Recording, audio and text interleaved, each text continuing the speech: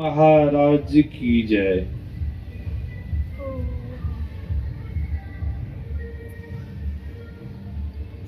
परमाराध्य आराध्य जी की श्री जुगल चरणों में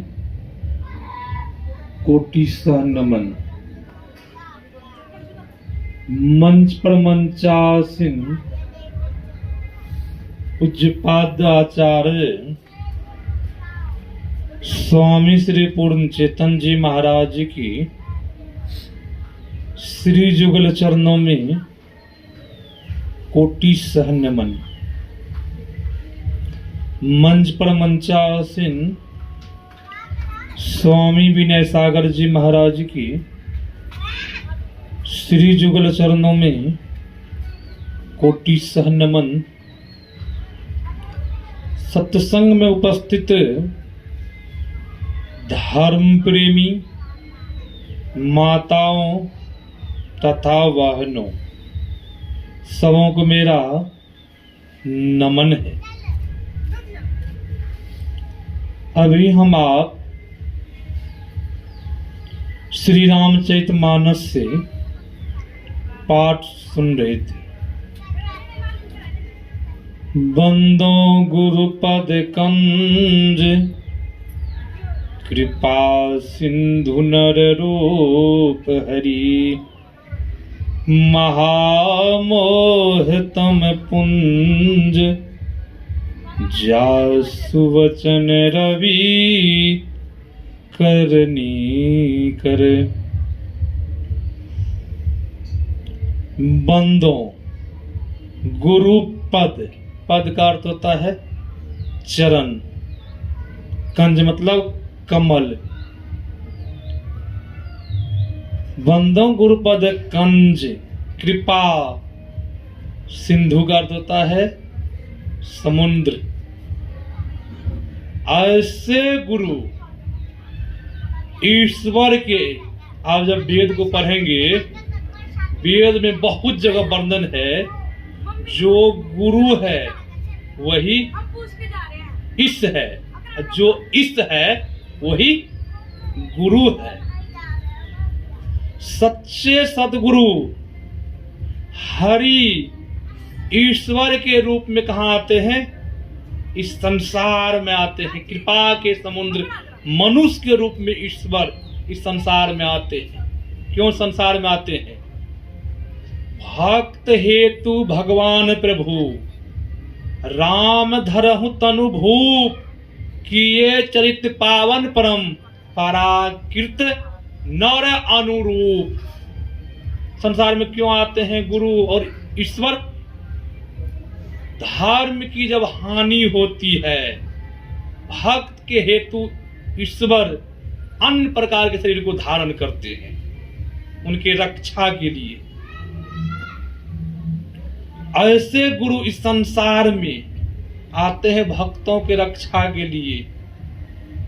जो वेद से विमुख है, वेद से विमुख किनको कहिएगा? बहुत तो ऐसे मानव है गुरु को नहीं मानते हैं, ईश्वर को नहीं मानते हैं, जीव को नहीं मानते हैं। इनको क्या कहिएगा? आस्तिक कहिएगा? ये क्या है? नास्तिक है। इन्हीं को सुधारने के लिए संसार में गुरु आते हैं, सुधारने के लिए।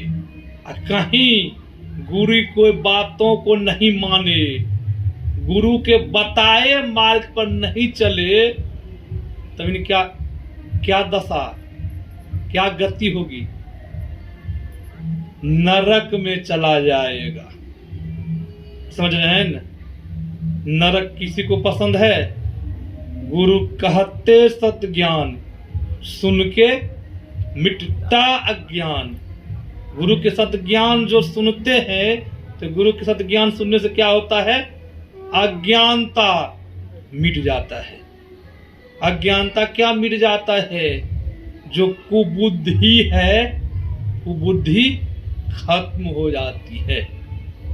सत्संग में आने से और सुनने से गुरु के बताए मार्ग पर जो चलते हैं। राधा स्वामी ने कहा, इस नगरी में तिमिर समाना, भूल भरम हर बार, खोज करो अंतर उजियारी, छोड़ चलो नौ द्वार। भूल भ्रम क्यों हो जाता है? राधा स्वामी कह रहे हैं, इस नगरी में तिमिर समाना है। तिमिर मतलब अंधकार है। अंधकार में देखते हम आप, रात्रि होती है, कहीं सफर करना होता है, जाते हैं कहीं, कभी कभी रस्सी पड़ी रहती है, हम लोगों को भ्रम हो जाता है कि सर्प है, कहीं काट लेगा। जब कहीं टॉर्च जला लेते हैं, मोबाइल को जला लेते हैं, तो भ्रम दूर हो जाता है न। क्या कहते हैं? तो रस्सी पड़ी थी, ये सर्प नहीं था। उसी प्रकार ठीक हम लोग जो अंधकार में है, गलती क्यों होती है, भ्रम क्यों हो जाता है, भूल क्यों हो जाती है? हम आप अंधकार में हैं। कहीं अंधकार से अपने अंदर में कहीं जब प्रकाश जग जाए तो भूल भरम मिट जाएगा। गुरु नाम है ज्ञान का, शिष्य सीख ले सो, ज्ञान मर्याद जाने बिना गुरु अरु शिष्य को। वेद पुराण में बहुत जगह वर्णन आया है। गु का अर्थ होता है अंधकार और रू का अर्थ होता है प्रकाश। जो गुरु अंधकार से प्रकाश में पहुंचा दे, वही है सच्चे सतगुरु महाराज जी, वही सच्चे। ऐसे पहुंचाने वाले कौन गुरु है? बाबा कबीर ने कहा, झूठे गुरु के पक्ष में तजतन कीजिए बार, द्वारन पावे शब्द का भटके बारंबार। बहुत तो गुरु है न, देखते हैं न, संन्यास भगवा पहन लेते हैं, टीका भी लगा लेते हैं, कमंडल भी है, दुकान दुकान जाते भी हैं, और शाम में देखिए शराब पी करके मस्त रहते हैं। बहुत तो हम लोग राजस्थान जाते हैं, बहुत तो ऐसे गुरु है, बहुत तो ऐसे संप्रदाय हैं, उसमें अभी भी सुल्फा पीते हैं। अभी भी बहुत, यहाँ पर भी हरियाणा में लोग हुक्का पीते हैं, बड़ा स्टैंड होता है, लगा देता है स्टैंड, सबके आगे जा रहा है, पी रहा है। ऐसे ऐसे गुरु है, हुक्का पीते हैं, चिलम पीते हैं, गांजा पीते हैं। और गांजा पीने वाले गुरु कहीं मिल जाए, शराब पीने वाले कहीं गुरु मिल जाए, तो सज्जनों जरा विचार करें, सतगति होगी कि अधोगति होगी, जरा विचार कीजिए। बाबा कबीर ने कहा, झूठे गुरु के क्या, झूठा गुरु हुआ कर, तो झूठा गुरु कह दिया। झूठे गुरु के पक्ष में, इनके पक्ष में मत रहिए, तजतन कीजिए बार, द्वार न पावे शब्द का भटके बारंबार। जब विचार कीजिए, वह द्वार नहीं मिलने वाला है, वह शब्द नहीं मिलने वाला है, तब क्या होगा? सदगति होगी, अधोगति हो जाएगी, बार बार भटकना पड़ेगा। भटकना किसी को पसंद है? दुख किसी को पसंद? मैंने सुबह भी सुनाया था, दुख किसी को पसंद नहीं है। तब क्या पसंद है? सुख पसंद है। कितना दिन के लिए सुख? 2 साल के लिए? कहेंगे नहीं नहीं, थोड़ा सा बढ़ा दीजिए 5 साल के लिए। कोई कहेगा कि नहीं नहीं, कभी दुख हो भी नहीं, कैसे सुखे सुख रहे। ऐसा सुख कहाँ मिलता है? हमारे सदगुरु महाराज जी ने कहा, अद्भुत अंतर की डगरिया, जा पर चलकर प्रभु मिलते, दाता सतगुरु धन्य धन्य जो राह लखा देते, चलत पंथ सुख होत महा है, जहां अझर चलते। सतगुरु महाराज जी का ऐसा सुख बाहर में कहीं नहीं है। तब कहाँ है? मैंने बिहार प्रांत सत्संग करने के लिए गया, एक माई आ गई, माई प्रणाम करती है। माई बोलती है बाबा मुझे आशीर्वाद दीजिए, सुख शांति मिले। तो मेरा मुंह से निकल गया कि जाके बाजार में खरीद लीजिए। तो माई देखने लगी गौर से कि सुख शांति वह बाजार में कहाँ मिलेगी सुख शांति। तो मैंने कहा बाजार तो नहीं मिलेगा, तब कहाँ मिलेगा सुख शांति? सुख शांति प्रत्येक मानव के अंदर में है। कहाँ है? अंदर में है। गुरु महाराज बोले ना, अंदर में जो चलता है वो अखंड सुख को प्राप्त कर लेता है। बाहर के तरफ जब चलेंगे भले क्षणिक सुख की प्राप्ति हो जाएगी, परम कल्याण होने वाला नहीं है। सुख प्राप्ति तो हो गई, फिर पुनः दुख जीवन में आ गया। कहेंगे ये कैसे दुख? देखते हैं बहुतों तो बड़ा बड़ा मकाम है, एसी रूम में लगी हुई है, कोई चीज की कमी नहीं है, गाड़ी है। देखते हैं कभी कभी ऐसी सूचनाएं मिलती है, खुशी थी घर में, सूचनाएं मिली, पुनः तुरंत दुखी हो जाता है। ऐसा देखते हैं न। अभी आप हंस रहे हैं, आपका लड़का गया कहीं सफर में, दुर्घटना घट गई, फोन आ गया, हंसी जो है यहाँ जो हंसी हो रही थी तो क्षण पलक में बदल गया, रोना आ गया क्षण पलक में। ये क्या है? क्षणिक सुख है। क्यों? अशुभ समाचार आपने सुना तो वह जीवन में दुख आ गया। ऐसे अशुभ समाचार को मिटाने वाले कौन है? सच्चे सदगुरु कहीं जीवन में मिल गया तो अशुभ को टालने वाले कौन है? तो सच्चे सदगुरु। अभी देखते हैं न, बहुतों के लड़का आते हैं, उनकी माँ कहते बाप बेटा जाओ गुरु महाराज को प्रणाम कर लो। गुरु महाराज जब प्रणाम करता है तो बाबा लोग को कुछ नहीं कि देखे न सामने में। क्यों? प्रणाम करने से हानि होती है, लाभ होता है न प्रणाम करने से। भगवान बुद्ध ने कहा है प्रणाम करने से 4 चीज की प्राप्ति होती है। कोई ऐसा चाहता है कि मेरा बेटा अल्पायु हो? कोई ऐसा चाहते हैं? कोई नहीं चाहते हैं। सब चाहते हैं मेरा बेटा दीर्घ आयु हो। ऐसा चाहते हैं ना, दीर्घ आयु हो। दीर्घ आयु कहाँ होगा जाने से? माता पिता गुरुजनों को नमन करने से आयु बढ़ जाती है। माता पिता गुरुजनों को नमन करने से विद्याएं बढ़ जाती है। ये कितना लाभ है। कोई चाहता है मेरा पुत्र अविद्वान हो, मूर्ख हो? सब चाहते हैं मेरा बेटा मेरा नाम को ऊंचा करे। चाहते हैं न? कोई चाहते मेरा मुरी को नीचा कर दे? नहीं चाहते। सब चाहते मेरा मुरी को ऊंचा कर दे। गुरुजनों को प्रणाम करने से फिर बल बढ़ जाता है। कोई चाहता है मेरा पुत्र बलहीन हो? कोई नहीं चाहता है। देखते सब पुत्र को खुआ मलिदा घी खिलाता मेरा पुत्र बरसर हो, पहलवान हो। नहीं, ऐसा नहीं। कोई चाहता है कि मेरा पुत्र निर्बल हो, शरीर में ताकत नहीं हो। तो कह भगवान बुद्ध प्रणाम करने से बल बढ़ता है, विद्या बढ़ती है, आयु बढ़ती है।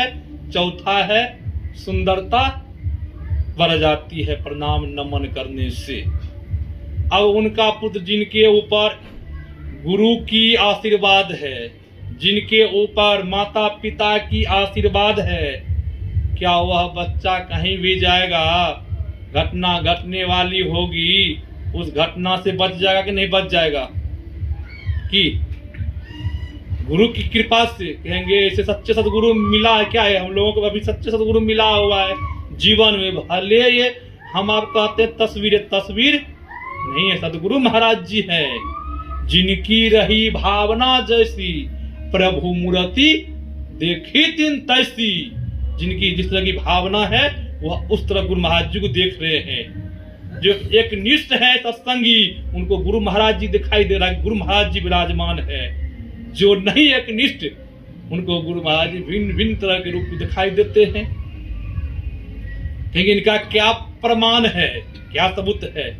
जिनको सच्चे सदगुरु जीवन में मिल गया सज्जनों, घटना भी घटने वाली होती है, उस घटना से बचाव हो जाता है। परमाराध्य सतगुरु महाराज जी आए थे मुरादाबाद, उनके गुरु वहां रहते थे परम संत बाबा देवी साहब। बाबा देवी साहब ने एक बार कहा था, लाला तू कहाँ? पूर्णिया जिला। मैं कहाँ? मुरादाबाद। ये कैसा रिश्ता, कैसा संबंध? ये जन्म जन्म का संबंध है लाला, इसलिए तू पूर्णिया जिला, मैं मुरादाबाद। ये संबंध रिश्ता हो गया यहाँ। ये जन्म जन्म का गुरु और शिष्य का रिश्ता है, नाता है। मुरादाबाद आए थे सदगुरु महाराज जी। दिल्ली में थे ज्ञान सागर बाबू। सदगुरु महाराज जी का जब प्रशंसा सुना, नाम सुना, उनके अंदर इच्छा हो गई कि ऐसे पहुंचे हुए संत आए हैं मुरादाबाद में, क्यों नहीं इनका दर्शन करना चाहिए, उनके मन में हुए चलना चाहिए दर्शन के लिए। अब ज्ञान सागर बाबू दिल्ली से ट्रेन में बैठते और मुरादाबाद पहुंचते हैं। सदगुरु महाराज जी के दर्शन प्रसन्न किए, फिर सदगुरु महाराज जी से आज्ञा मांगते हैं कि हजूर आपकी आज्ञा हो तो मैं चलूं। सदगुरु महाराज जी कहते हैं क्या चले जाएंगे? बोला जी हजूर जाना तो पड़ेगा। मुरादाबाद से चल करके स्टेशन पहुंचते हैं। उस समय कोयला वाली ट्रेन चलती थी, डीजल वाली ट्रेन नहीं थी, कोयले वाली ट्रेन चलती थी। होता क्या है, आए प्लेटफॉर्म पर ट्रेन गाड़ी लगी हुई थी। गाड़ी में बहुत काफी भीड़ थी, बहुत काफी भीड़ थी। गाड़ी खुलने वाली थी। होता क्या है, ज्ञान सागर बाबू टिकट लेते हैं, स्टेशन पहुंचते हैं। गाड़ी लगी हुई थी, गाड़ी हॉर्न देती है, गाड़ी खुल जाती है। अब इनके मन में हुआ अब दूसरी ट्रेन है कि नहीं है, इसी ट्रेन में क्यों नहीं पकड़ के बैठ जाए, फिर में क्यों नहीं चढ़ जाए। उनके मन में हुआ, वो क्या करते हैं, चलती ट्रेन में बहुत लोग देखते हैं चलती ट्रेन से फान जाते, उतर जाते हैं। बहुत लोगों का ऐसा अभ्यास हो, चलती ट्रेन में चढ़ लेते हैं। अब ज्ञान सागर बाबू के मन में हुआ ट्रेन तो खुल गई, क्यों नहीं इसे भीड़ में बैठ, किसी प्रकार जब पकड़ लेंगे पौदान भी तो अब दिल्ली पहुंच जाएंगे। अब होता क्या है, चलती ट्रेन में पौदान पकड़ लेते हैं। बहुत काफी भीड़ थे, लोग बहुत पौदान में लटके हुए थे। होता क्या है, गाड़ी स्पीड में चलने लग गई। होता क्या है, ज्ञान सागर बाबू के हाथ कांप रहा है, काफी भीड़ थी, एक हाथ पकड़े हुए थे। होता क्या है सज्जनों, हाथ जो कांप रहा था, ज्ञान सागर बाबू का हाथ छूट गया। हाथ जैसे छूटा, ज्ञान सागर बाबू ट्रेन के बीच में आ गए, पटरी के बीच में आ गए और सदगुरु महाराज जी को आवाज लगाते हैं, सदगुरु महाराज जी बचाइए। ऐसा हादसा होती है ना, जब हम लोगों के साथ ऐसा हादसा होती है तो किनको पुकारते हैं? जिनको मानते हैं उन्हीं को पुकारते हैं, सदगुरु महाराज जी बचाइए। जैसे मुंह से आवाज निकलती है, गुरु तो हर जगह है न, हर जगह है। सदगुरु महाराज जिनको जैसे पुकारते हैं आवाज होती है, उनको लगा आवाज आई किधर से। उनको ऐसा लगा कि आवाज आ रही है, कह रहे हैं जिस अवस्था में है ज्ञान सागर जी उसी अवस्था में रहिए। समझ रहे हैं ना, जिस तरह भी है उसी तरह रहिए, उसमें इधर उधर मत कीजिए हाथ पैर, क्योंकि बीच में है ना गाड़ी चल रही है ना, स्पीड में गाड़ी थी।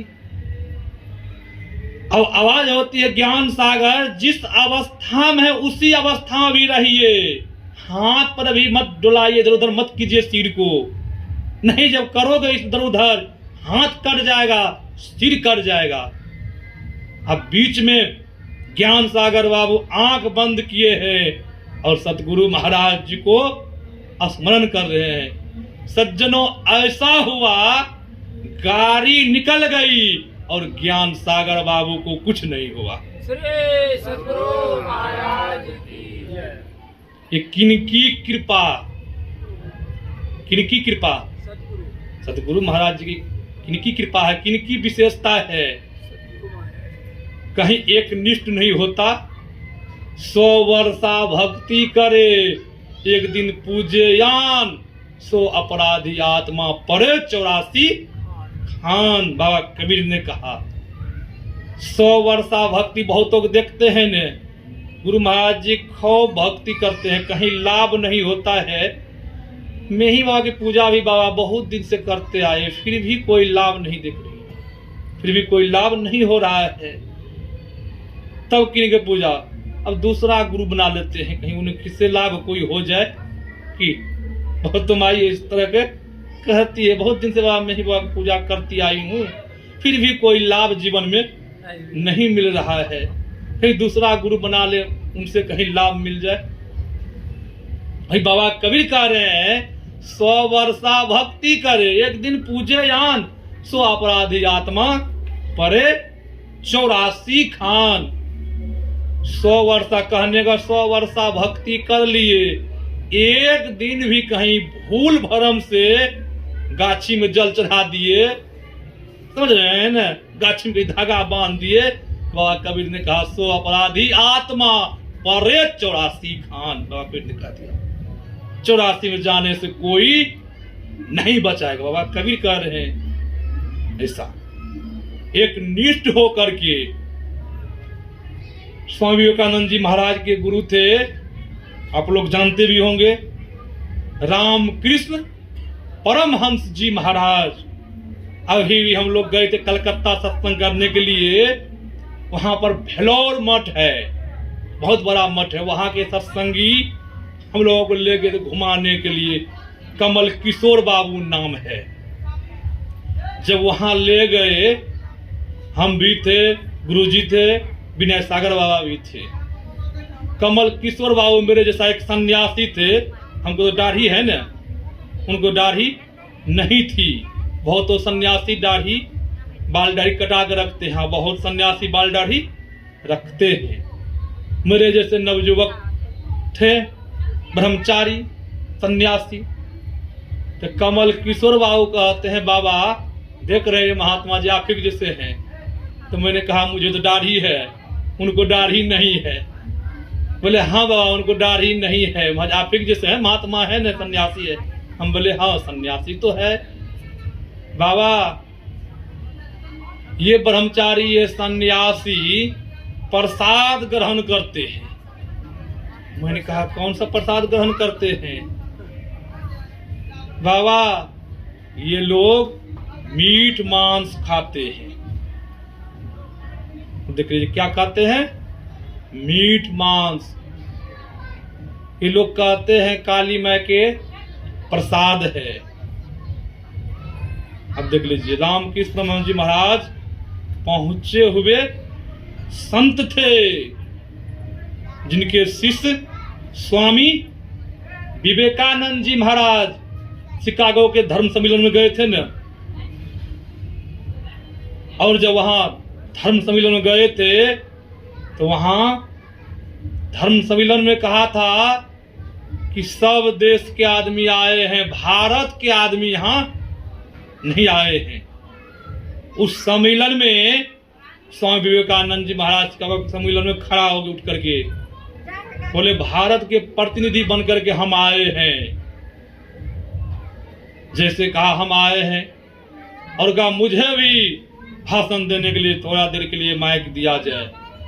वहां के लोगों ने कहा, भारत के लोग पढ़े लिखे नहीं होते हैं, वो क्या बोलेंगे इंग्लिश में।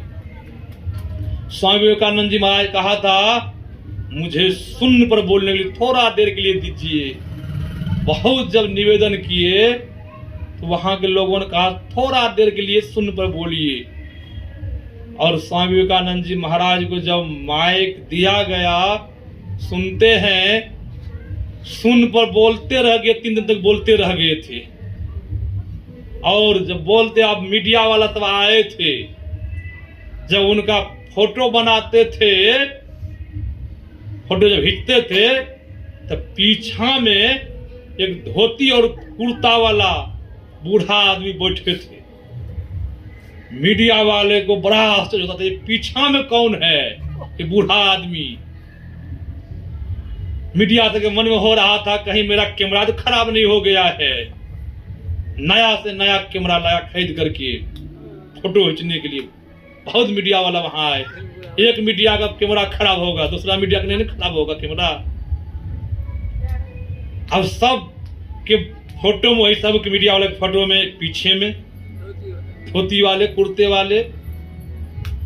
अंतिम में नहीं रहा गया उन लोगों से। वो लोगों ने स्वामी जी से पूछ दिया, स्वामी जी आप तो अकेले भाषण दे रहे हैं, आपके पीछे में धोती और कुर्ते वाले कौन है, जरा बताइए। सज्जनों, स्वामी जी ने कहा, वो हमारे गुरु जी है, हम नहीं बोलते, हमारे गुरु जी बोलते हैं। सद्गुरु महाराज की, हम नहीं बोलते, हमारे गुरु जी बोलते हैं। ऐसे के शिष्य और आज भेलोर मठ में लोग सन्यासी करे मीट मांस खा रहे। ये भूल कहां, भूल कहां, उस ज्ञान को भूल गए, उस ज्ञान को भूल गए हैं। जो इस ज्ञान ने स्वामी विवेकानंद जी महाराज धारण किया, वह ज्ञान को भूल गए उनके शिष्य लोग। तब ना आज गलती हो रही है। हम आप भी उस ज्ञान को जब धारण नहीं करेंगे, जीवन में ध्यान नहीं करेंगे, तो क्या होगा, उस ज्ञान को भूल ही जाएंगे ना। बहुत संप्रदाय है, बहुत पुस्तक है मेरे पास में। गरुड़ पुराण है, मार्कंडेय पुराण है, शिव पुराण है, विष्णु पुराण है, कुरान शरीफ है, बहुत तो ऐसा पुराण है, उसमें मीट मांस का वर्णन नहीं है। आपने खलील साहब का नाम सुना होगा, नाथनगर के थे, सदगुरु महाराज जी से भजन भेद लिए थे। और खलील साहब, सदगुरु महाराज जी ने कहा था, मस्जिद में नमाज भी पढ़िए और ध्यान भी कीजिएगा, सदगुरु महाराज जी बोले थे। और खलील साहब नमाज पढ़ के जब ध्यान करते थे, वो लोगों को जलन होता था। मौलाना सब जो और थे, उसको जलन होता था, ये हिंदू धर्म को अपना लिया है, वैदिक धर्म को अपना लिया है। उनसे ईर्ष्या करते थे और उनसे कहते थे खलील साहब से, आप वैदिक धर्म को मानने लगे हैं, मुसलमान धर्म को माने, जब नमाज पढ़ते हैं तब ध्यान मत कीजिए। खलील साहब ने कहा, मैं तो ध्यान करूंगा। वो लोग बार बार मना करे। वो लोगों ने कहा, आप मस्जिद में ध्यान नमाज पढ़ने के लिए मत आइए। जब आप नहीं मानते, वो लोग बहुत ईर्ष्या करते थे। हुआ क्या, वो लोगों में बैठक हुई कि खलील साहब मुसलमान है, ये हिंदू वैदिक धर्म को अपना लिया है, हम लोग कहते हैं मानते नहीं, क्यों नहीं इनका धर्म को भ्रष्ट कर दे। धर्म भ्रष्ट कैसे होगा? मारपीट करने से हो जाएगा? मारपीट करने से धर्म भ्रष्ट नहीं होगा मारपीट से। अब वो लोग ईर्ष्या करते, वो लोगों में बैठक हो गई, मीटिंग हो गई। अब वो लोग देखते थे खलील साहब कहाँ जाते हैं कहाँ नहीं, अब उनका पता लगाने लगे। संजोग से एक रोज खलील साहब को कहीं जाना था। वो लोगों ने क्या किया, सुनसान पा करके खलील साहब को पकड़ लिए। जब खलील साहब को पकड़ लिए तो खलील साहब से कहते हैं, आप इस्लाम धर्म को मानिए, मैं आपको कह रहा हूं वैदिक धर्म को आपने जो महर्षि में ही से भजन भेद लिए हैं, दीक्षा लिए हैं, आप उनको परित्याग कर दीजिए। खलील साहब ने कहा, मैं इस्लाम को त्याग कर सकता हूं और सदगुरु महाराज जी को मैं त्याग नहीं कर सकता हूं। ऐसा जब वो लोगों ने सुना, वो लोगों ने क्या किया, मांस लाए थे, गाय के गोश्त लाए थे। वो लोगों ने क्या किया, जबरदस्ती खलील साहब को मांस खिला दिए। खलील साहब कह रहे मैं नहीं खाऊंगा। वो लोगों ने कहा खाना पड़ेगा, आज आपका मैं धर्म को भ्रष्ट करूंगा, और भ्रष्ट कर दिया। उनको गाय के गोश्त खिला दिया, मांस खिला दिया। अब खलील साहब सज्जनों रोते रोते, बच्चा जब रोता है तो बच्चा किन के पास जाता है, माता पिता के पास। अब खलील साहब रोते रोते आंख से आंसू बह रहा है, रोते रोते कहा महर्षि में ही आश्रम कुप्पा घाट आ गए, सदगुरु महाराज जी के पास आ गए। सदगुरु महाराज जी ने देखा खलील साहब रो रहे हैं। सदगुरु महाराज जी ने पूछा, खलील साहब क्या हुआ, क्यों रो रहे हैं, क्या हो गया है? तो खलील साहब ने कहा, हजूर हम मस्जिद में नमाज पढ़ते थे, आपने कहा था ध्यान भी करने के लिए, हम ध्यान भी करते थे। मौलाना लोग, मौलवी हमसे ईर्ष्या करते थे। वो लोग कहते थे आप वैदिक धर्म को मानते हैं, वैदिक धर्म का परित्याग कर दीजिए, आप नमाज पढ़ते हैं तो ध्यान क्यों करते हैं, ध्यान करना छोड़ दीजिए। और मैंने कहा मैं नहीं छोड़ सकता हूं ध्यान को। वो लोगों ने कहा वैदिक धर्म को छोड़ दो, तो मैंने कहा मैं वैदिक धर्म को कभी छोड़ नहीं सकता हूं। इसलिए वो लोगों ने मुझे सुनसान में पकड़ करके मुझे गाय का गोश्त खिलाया, मांस खिलाया है। सदगुरु महाराज मेरा धर्म को लोगों ने नष्ट कर दिया, भ्रष्ट कर दिया।